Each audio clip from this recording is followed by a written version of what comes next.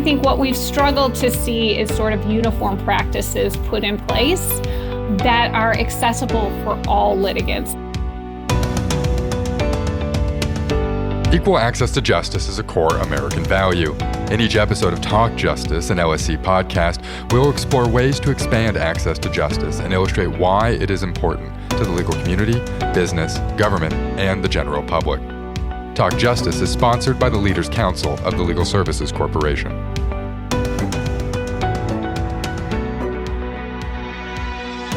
Hello, and welcome to Talk Justice. I'm Lee Rawls, Assistant Managing Editor at the ABA Journal, and your host for this episode.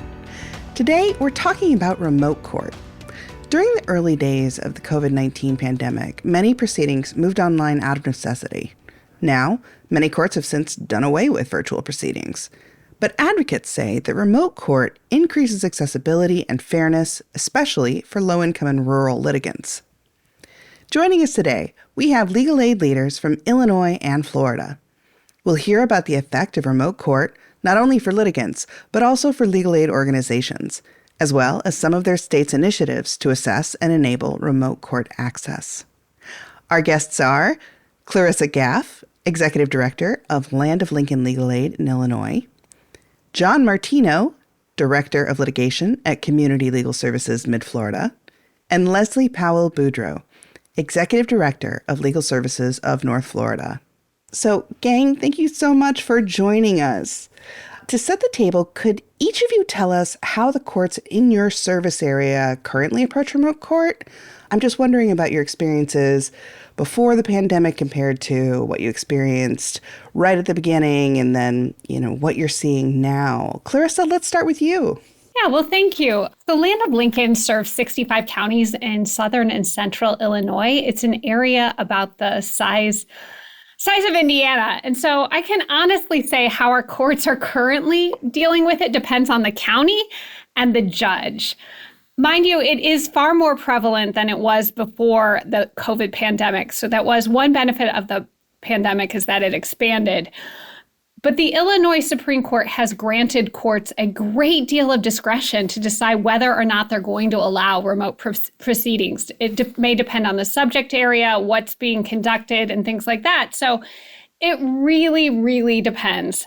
Some courts don't allow it at all, and some judges don't allow it at all either. And then in other instances, it's fully operational in the courthouse throughout every courtroom for every proceeding. It really just depends. There are at least probably, I would say, 15 to 20 counties in our service area that pretty much do not allow remote proceedings. And then in a couple other counties, there are a number of judges who have opted out from allowing these. Well, and John, you practice in mid-Florida, and I'd love to hear how that differs. Obviously, Florida has a much larger population than Illinois. I also think it's interesting for us to look at, how different state governments handle these things. So you're in Florida. Does what Clarissa is describing also align with what you're seeing, or are you seeing something very different in Florida? So Community Legal Services runs across 12 counties in the middle of Florida, and we have cities like Orlando. We have very densely populated areas like Daytona Beach or the Villages. And we also have a lot of rural areas to the western side of our service area. So I would concur with Clarissa that it really depends, because from county to county and judge to judge, it's really taken on their preferences for what you want to do. Now, at the top level, the Florida Supreme Court is certainly pushing initiatives to increase access to the courts. That is something that is an abiding goal of the Supreme Court. It's in their strategic plan that we increase access to justice, and remote hearings is certainly an aspect of that. But at a county by county, judge by judge basis, the amount of remote court that we're seeing in the middle of Florida depends largely on the preferences of the circuits and the judges. Well, Clarissa and John seem to be seeing kind of the same variability. Leslie, does that reflect what you're experiencing too? It absolutely does. So Legal Services North Florida covers 16 counties basically in the Florida Panhandle. And much like John's service area, there's some populated areas, Tallahassee, Pensacola, Panama City, Destin, but there's also a lot of rural communities that people normally have to travel pretty far to. And I think one of the things that was interesting in the pandemic is it was those rural courts that were the last ones to go to remote hearings. And I think there's some cultural differences in rural counties where they value that face-to-face contact and want to see people in person. And I think that was one of the reasons why that was delayed. And I think some of that has continued, that they want that face-to-face. And that one of the challenges, just to talk about that access to justice piece that John was referencing, is that may be the place where our clients need it the most, because getting to those courthouses in rural counties that don't have public transportation, that really have challenges getting to those locations, is a barrier to access. And so I think we are seeing shifts. And, just prior to this podcast, I took a second just to look at some local policies for some of our judges, and they really are widely varied about what, not just whether or not they'll do it, but what the process is to allow for it. And while the court rules set by the Supreme Court say that it's simply a motion and they have to have an agreement of some sort, that is shifting, and how it's applied with each judge is just a little bit different. Well, I'm curious about the expectations that you're seeing from litigants. Do people who may have now experienced a lot more lenience with their employment, being able to work remotely, do litigants expect to be able to attend court remotely now, or is having to attend in person still kind of the baseline assumption you're seeing? Leslie, I'll start with you. Sure. I think it is something that people are getting used to. So with technology being a little bit more in the forefront, it may just depend on the frequency with which someone has had to appear in court before. And they may think that they should be in court because that's what they've always seen. But I will say the courts are doing a pretty good job of educating litigants on what is available. They're making a lot of information available on their websites about what it means to appear virtually in a court hearing. And so I think, they've added it to notices of hearing so that people can see it immediately in that notice of hearing that they receive. And with that, they get instructions about what they need to do to prepare for a virtual hearing. So I do think people are getting used to it. I do get feedback occasionally that the personal nature of that exchange, of that being heard, is getting lost a little bit. So I don't know that all litigants appreciate the virtual nature of it, but it certainly does help with the cost of transportation, the cost of childcare, not having to take that time off work, hopefully being able to just, go to one's vehicle or to a room somewhere and be able to hear it without having to take time off work. Those are benefits that certainly many people are seeing and are learning to appreciate. Well, and Clarissa, your group, the Land of Lincoln Legal Aid, partnered with the First Judicial Circuit in Illinois on an actual pilot program for remote court appearances. Can you give us a little more information about what this pilot program was and the report that came out in January about some of the findings and the impact that remote court has had on legal aid? Yeah, I'm happy to share about that. So we had planned this project prior to the pandemic, but the pandemic really helped us launch it. So in 2021, we actually entered into a pilot project with the Administrative Office of Illinois Courts, as well as the First Judicial Circuit, which is comprised of 9 counties that are furthest south in our service area. Some of these counties' courthouses are more than 3 hours away from our nearest service office. And I would say there is absolutely no public transportation in this part of the state. Our poverty levels in this area are higher than state averages, and the courthouses are just really far apart. And compounding matters, there really aren't a lot of attorneys. They haven't added any attorneys to the local roles in this area since 2018. So it can be really hard to access an attorney who can help you with your legal problems. So the Administrative Office of the courts brought us all together and they helped us with this agreement. Part of the agreement was updating technology for us, and that we added high-speed fiber cable internet to that local regional office that served that area so that we could do Zoom hearings and have better connectivity to the courts. And then it added to the courts themselves things like webcams, wiring, internet, speakers. We actually had a couple judges who didn't have computers in their courthouses. So all of this was added as part of the agreement. And then it was a 2-year pilot, and it was intended to allow Land of Lincoln to appear remotely to reduce our issues in providing representation so far from our office. If a case handler is heading 3 hours away for a 5-minute status hearing and then driving 3 hours back, that's a lot of time wasted in a car when they could really be helping other people. So it was intended to help us and measure the impact of this particular project. And just to share, 6 months prior to the pandemic in these 9 counties, we never appeared remotely in them. And then during the first 6 months of the pandemic, we actually were able to appear 67 times. So it changed dramatically. And what we found was there was a significant benefit to this particular agreement and pilot project that lasted 2 years. Over the course of it, we were able to appear 467 times remotely in these 9 counties. We didn't have to travel 18,500 miles over this 2-year period. That's what we discovered.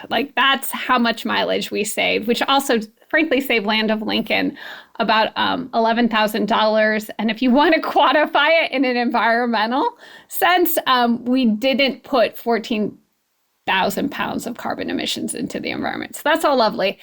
But the really big thing is saving 633 hours of driving time, which is huge.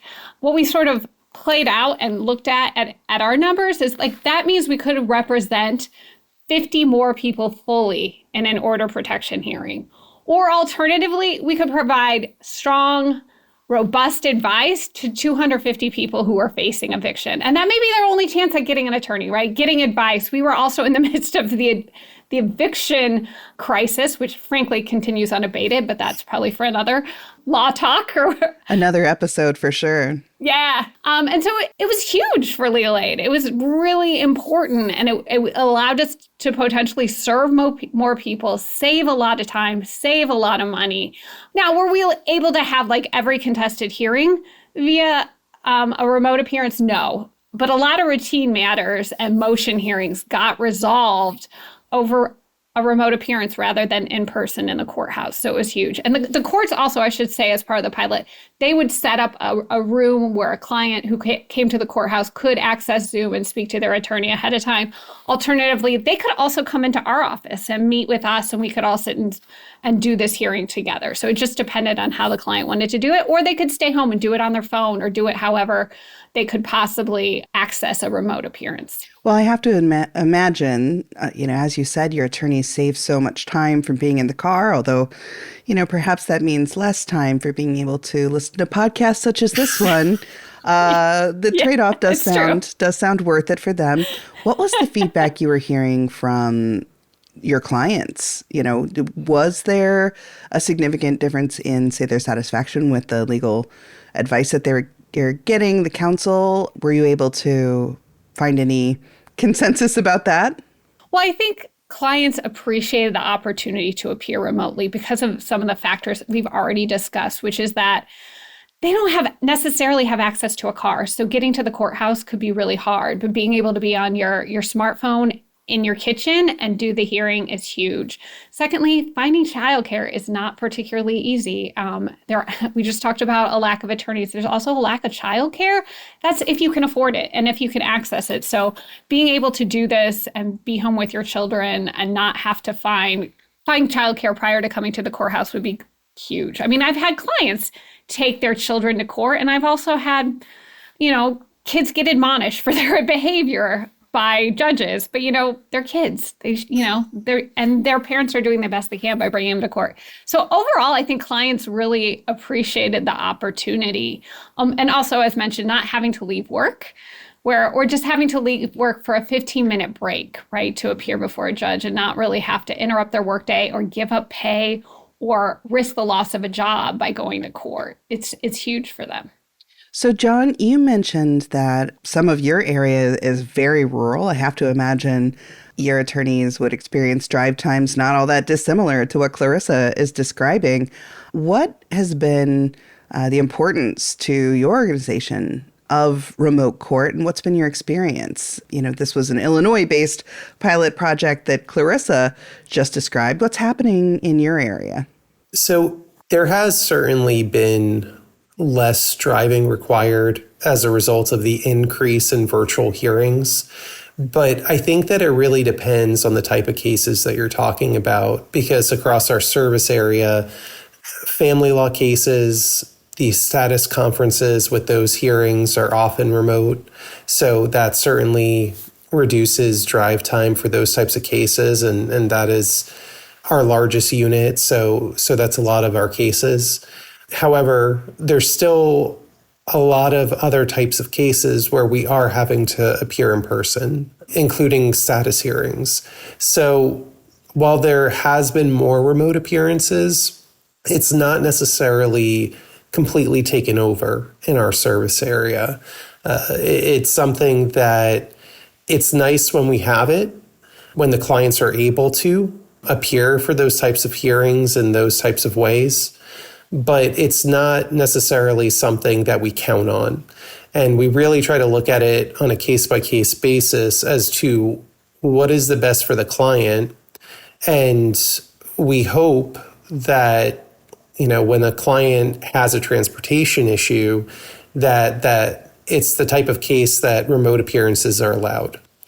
And then, conversely, when it's a situation where the client may have some limitations with regards to technology, that they are able to still go to the courthouse, right? We want to promote a multi-door approach into the court system. Absolutely. Not everyone has high-speed internet or, has attended a Zoom meeting and knows how to do that. And in Florida specifically, I was just looking at the numbers earlier.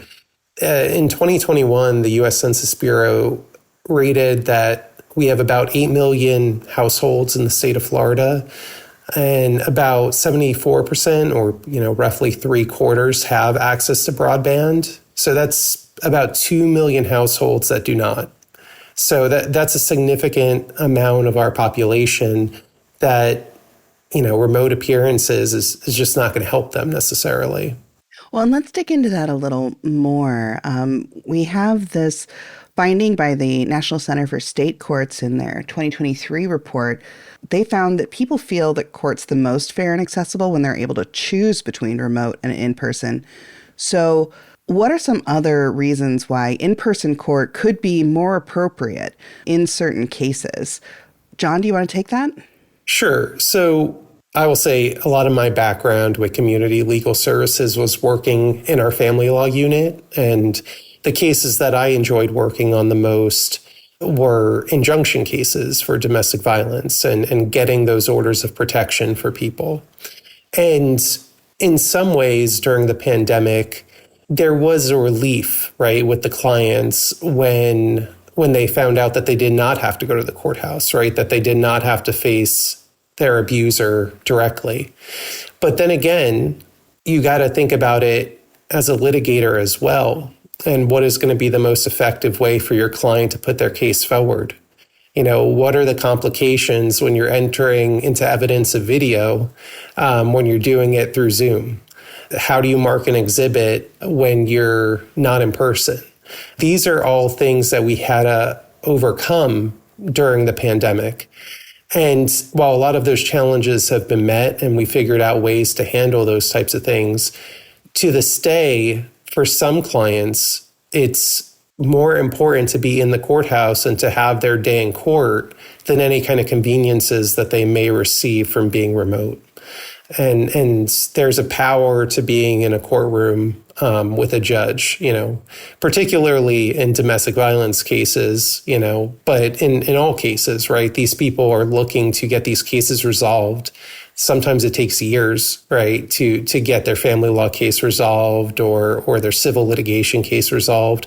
So sometimes people do want to just walk to the courthouse, right? There are people that are may live 2 blocks away from the courthouse that don't have access to technology. So they need that optionality, right? Like they need to be able to still go to the courthouse in that way and, argue their case, or have us argue their case. And Leslie, do you have anything to add to that? So I would echo what John said about victims of abuse and what we've seen there. And I think the flip side of that, they don't have to see their abuser, but the challenges in presenting witness testimony, and can the judge see the demeanor and the body language, and all of those things come to play. But I think there's another piece of that relates to confidentiality. So much of what gets testified to in family law cases, dependency cases, juvenile cases, domestic violence, there's confidential hard information to share, and virtually not everybody knows who's in the quote unquote room and who might be listening. And there was a really challenging news story, and I can't remember where it came from, where they were taking testimony virtually in a criminal case, and at some point realized that the witness testifying appeared to be in the same place as the defendant in the criminal case. Oh, no. And they ended up identifying that, sending law enforcement to the house, and lo and behold, that they were both in the same house. And they noticed her testimony was different. Her testimony had changed, and there was this influence that is harder to track in a virtual hearing than it is in an in-person hearing. And so that's an extreme example.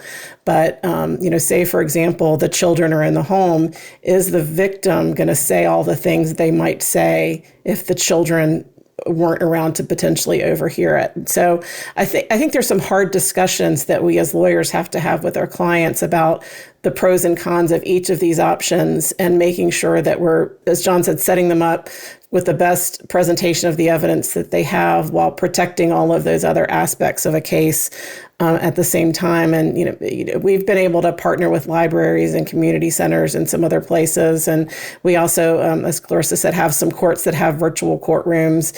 So trying to find other solutions to this that still provide all of those protections, I think have to be a part of that discussion. So you brought up having these other spaces, maybe a community center or a library available, where you can make sure that the person has privacy, but also good internet connection. Clarissa, did the Land of Lincoln Legal Aid look into any of those solutions where it's not the person's car or home, but also it's not the courthouse, where you can provide these Zoom rooms or whatever you want to call them? We did it on a case-by-case basis. We have a lot of strong community partnerships with different agencies and organizations in our counties and in our communities. And so it may be that a client doesn't have internet, but they have interacted with the local domestic violence shelter, who's able to set them up with a computer in a room where they can meet with their attorney, or where they can actually participate in court. We've also, worked with libraries. We've worked with senior centers is another one where we've done it as well. We try to be as innovative as possible, and we try to rope in as many of our partners as needed when we can do that.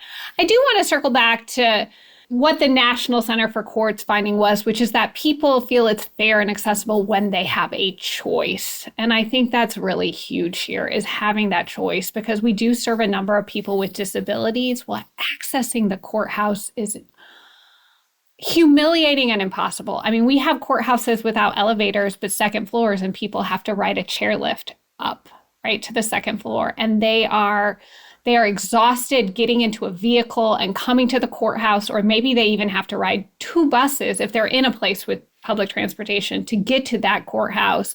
Then they have to deal with heat, walking, getting in, or finding a wheelchair ramp, or whatever it is. And it's just grueling to go to court. So the fact that I can send one of our caseworkers out to a house to have that client hop on Zoom with a laptop and a Wi-Fi hotspot so that they can participate fully in their case, because that is something we've done, and we've done it for even our clients who are helped by pro bono attorneys. That's huge. And that does mean the courthouse is accessible. One thing I think studies have shown is that when you have these options, people are less likely to default in their cases. And I do think some of our clients default because the idea of going to court is just overwhelming because of the nature of their physical disabilities. Not to mention, there are a whole host of how people feel about courthouses in general. There are a whole number of things that go into that, like what have their previous experiences been? Do they have a warrant out, right? Like there's all sorts of reasons people are worried about participating in their cases, and remote appearances can circumvent some of those fears. So yeah, I think choice is huge, and I hope more courts adopt. I think John put it aptly as a multi-door approach. I think of it as a hybrid approach, but a multi-door approach to the courthouse. That's certainly what we in Legal Aid try to do. We try to offer as many options as possible to access us. And I know our state Supreme Courts across the country are looking to make courts as accessible as possible. So to the extent they can provide these multiple doors for anyone is great. And speaking of state Supreme Courts, the Florida Supreme Court last year approved a pilot program for online dispute resolution for small claims court. So Leslie or John, do you have experience working with these kinds of online dispute resolution platforms? What would that be like for a litigant? I'll start with you, Leslie. So the pilot programs are actually outside of our service area. So we haven't been working on that. I do think John may have a little bit more information because at least one of those counties is in his service area, but they're still are relatively new as far as I know. John? Yeah, there has not been much work done with those new platforms.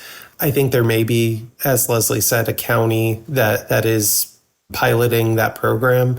However, when I spoke with my consumer unit earlier, they haven't experienced working with those platforms. However, I will say that across other areas of the firm, things like mediation, those are now routinely being held remotely, especially in family law and different areas like that. So while we're not doing it necessarily with the small claims cases yet, it has been going on with the other areas of the firm.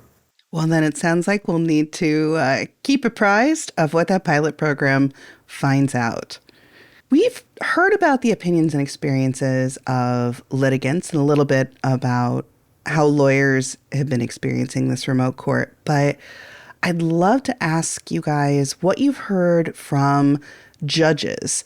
As the head of courtroom management, you mentioned that judges can be pretty individual about how they want to interact with remote court, whether they want to participate at all, or whether they're enthusiastic boosters. And of course, there are going to be individual preferences. But have you seen a trend, perhaps, with more judges being more open to this since the pandemic? I'll start with you, John. So there are certainly more judges doing remote hearings than there were prior to the pandemic. The hesitancy I think some judges have is, these are individuals who've worked their whole lives to get to their positions, and they, want to be in the courtroom and want to manage their caseload in the courtroom. That's not everybody, obviously, but that is important to them. And I think they also have concerns about when people are appearing remotely, whether or not those litigants are taking it as seriously as they would be if they were in the courtroom, right? We've heard the stories of people maybe not dressing like they would in a courtroom, or being in a vehicle, right, when they shouldn't be in a vehicle, or just other signs that they may not be taking it as seriously as the judge would obviously want them to be taking it. So in those kinds of situations, judges have expressed frustration. But I think it's incumbent on us as legal aid organizations to make sure that both our clients and pro se litigants are aware that when they are going to remote court, that it's court. They need to treat it like they're going to the courthouse. They need to dress like they're going to the courthouse, and they need to make sure they're free of distractions. Leslie, how about you? What have you been hearing from judges that you've talked to about, remote court? Sure. I had the opportunity back in 2022 to serve on a work group that was tasked specifically with providing educational materials for litigants appearing remotely. And there were several judges who were on that work group, and it was a very interesting discussion. Spent a lot of time talking about wardrobe, attire, what to wear, which is a very interesting discussion to have with judges, I would say. And I remember one judge speaking up because somebody was talking about they should get professional attire, and the materials actually include something about how to go to a secondhand store and buy professional attire. But one judge in particular said, I don't care what they're wearing. You know, if they work on a construction site, if they're a plumber, if this is what they do, then they should wear what they wear to work. That's what is meaningful to me, that they make it to the courtroom. And I thought that was a very fresh attitude. And, you know, it applied to her in her own courtroom as much as it did virtual hearings. And I think that is one of the push-pulls here in this discussion, is how to reflect respect on the court in a virtual setting if you can't do it with how you're dressing. You know, I've seen courtrooms where people appearing virtually where they have, you know, their whole pantry or closet open behind them. And there's a lot of information that people can learn from what they see in the background. And so those, you know, judges see this too. And I think it feels like someone isn't really prepared if it doesn't look clean behind them. But the reality of most of our clients is they're probably lucky that they can take the time to appear, more or less clean up or set up a background or any of these other things that those of us who are appearing virtually always seem to have time to do. So I think there are some challenges. I will say, I think one of the things judges like about remote hearings is that they also can be remote. So while John, you mentioned that some judges like to be in the courtroom, there are also judges who like the fact that they can take court from their home office. From if they're at a conference, they can still, you know, make sure that they can make appearances in court and hearings that are necessary. So I think it gives them a flexibility that they didn't previously have, that some are starting to enjoy more and more. And I do think, you know, Clarissa talked about this a minute ago, the increased attendance. People show up more. It allows justice to move forward. There's less requests for continuances. Some of these things that sort of were wrenches in the judicial process are being removed as people become more and more comfortable with the digital aspect of court hearings.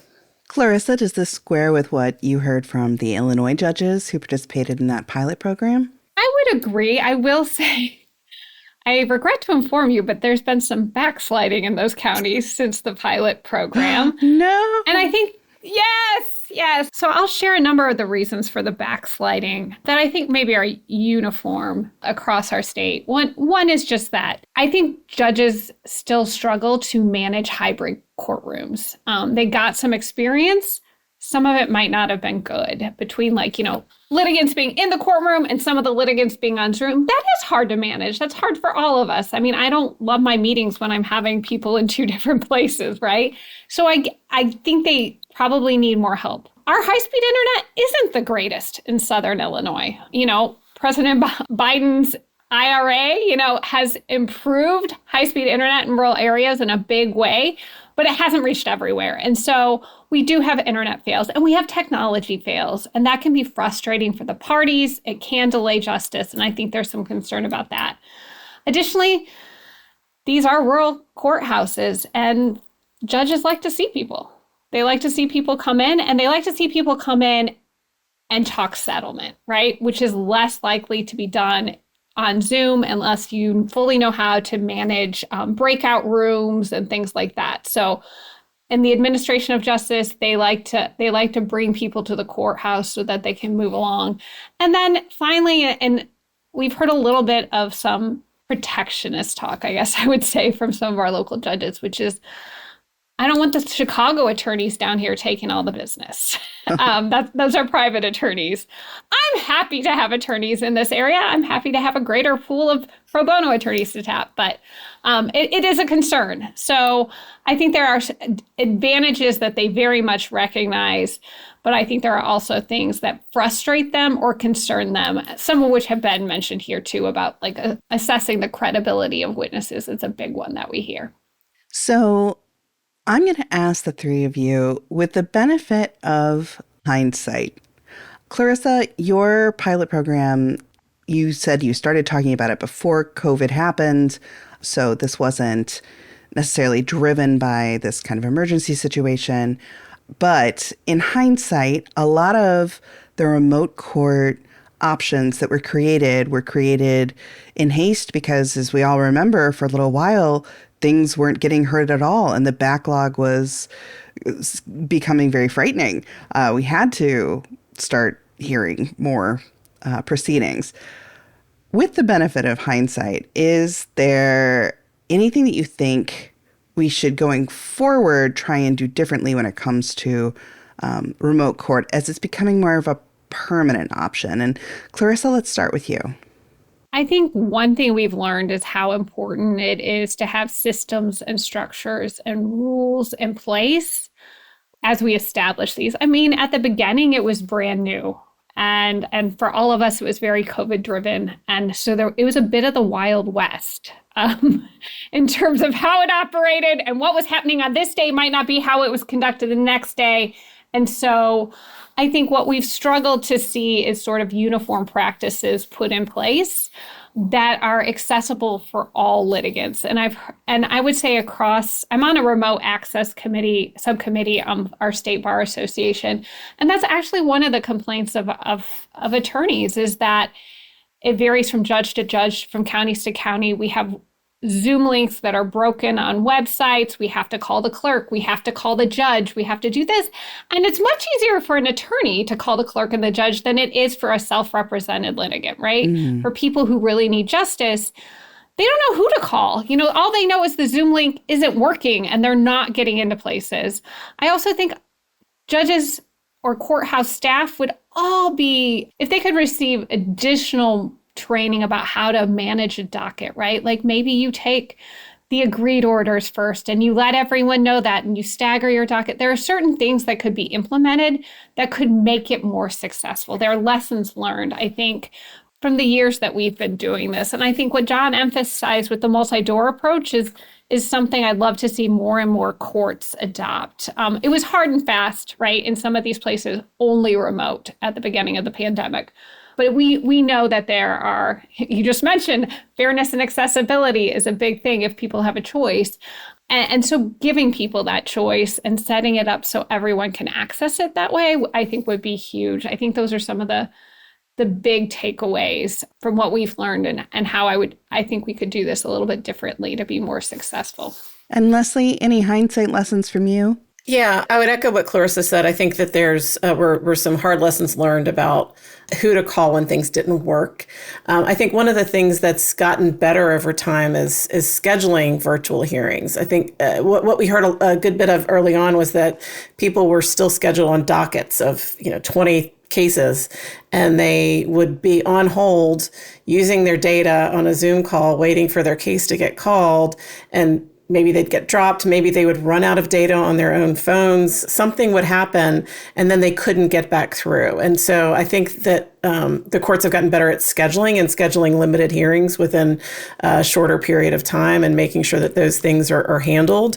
And I think the other piece that, we've talked about, body language and witness credibility, but one of the challenges in any Zoom call is how to know when to talk and not speaking over people, because we can't see everybody and we can't see who's looking at us, and we can't always see those visual cues about who has something to say. And making sure for a judge to have a little bit more patience to make sure that they that everything's been covered, that nobody else has anything to add. I think that's been something that people have gotten better at collectively. And the third thing that comes to mind is using all the tools that Zoom and Teams and others have to provide us, that if an attorney and a client need to speak confidentially and everyone's virtual, use the breakout rooms. Make sure that there's a space for people to go so that they can have those conversations that they would have normally had in the corner of the courtroom in a break in the testimony. So those kinds of tools, and really making sure that they're being used, I think that's gotten better. And I think that training that got us here would have better served a lot of folks being heard in those early days of the pandemic. And John, close us out. What would be your hindsight lesson? I think it's just responding to the needs of the community and listening to them celebrate our successes when we have increased access and have gotten wins with the programs, but listen and respond when, people are having, issues with technology, when our community, including a lot of our rural communities, maybe don't have access to broadband. We need to be prepared to address those types of issues with the general community.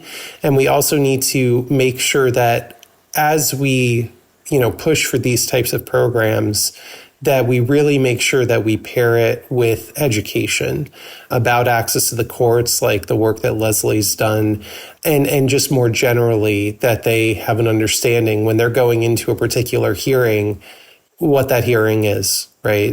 There's been plenty of family law status conferences that I've been part of where the person gets on that call and just starts arguing their case, right? And the judge does not necessarily want to hear that. So I think that's just, we all believe in access to justice, and we all, believe in education. And I think we just need to continue those efforts as we take more advantage of the technologies that we have available to us. Well, thank you so much to Clarissa Gaff, John Martino, Leslie Powell-Boudreau for appearing with us, joining us, and sharing their experience and wisdom. And thank you to our listeners of this episode of Talk Justice. Please subscribe on your favorite podcast listening service so you don't miss an episode. Podcast guest speakers' views, thoughts, and opinions are solely their own and do not necessarily represent the Legal Services Corporation's views, thoughts, or opinions. The information and guidance discussed in this podcast are provided for informational purposes only and should not be construed as legal advice. You should not make decisions based on this podcast content without seeking legal or other professional advice.